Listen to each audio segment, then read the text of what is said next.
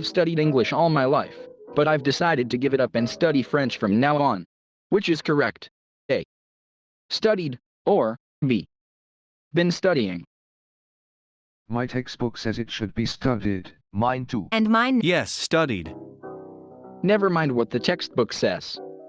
What do you think? I don't like it. Why not? Well, suppose someone says I've spoken English all my life. It wouldn't mean they were suddenly going to stop speaking it, would it? That's what I thought. Good. So what is the correct answer then? Well, we can say I've spoken English all my life. Or I've been speaking English all my life. And neither implies that I'm going to stop speaking it. Exactly. So why would they be any different? They're both correct. Good. Textbooks and teachers aren't perfect. Sometimes they get it wrong. It never hurts to think about it for yourself. With most verbs, the use of the present perfect simple and continuous forms is fairly straightforward.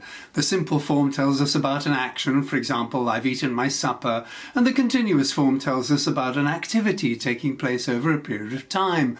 I've been eating my supper. Stative verbs like know and understand can only be used in the simple form. Again, that's fairly straightforward.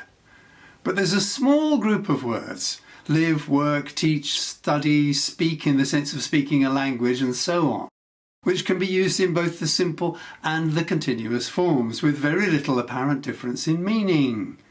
Somehow, the idea got spread around that the simple form means that the activity is completed. So if someone says, for example, I've worked in a factory for 20 years, that would mean they're going to stop working there. While the continuous form, I've been working in a factory for 20 years, would mean that the activity will continue into the future.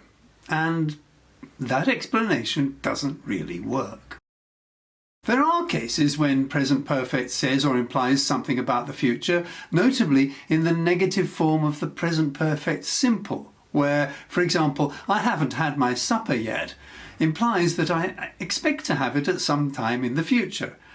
But verbs like work or live and so on, that can be treated either as stative verbs or as action verbs, do not carry any inherent implication about the future, whether they're used in the present perfect simple form, I've worked in a factory for 20 years, or in the present perfect continuous, I've been working in a factory for 20 years. In most contexts, we can use either. There are a few contexts in which the present perfect simple would be correct and the continuous form would seem strange, and vice versa, and I discuss these elsewhere.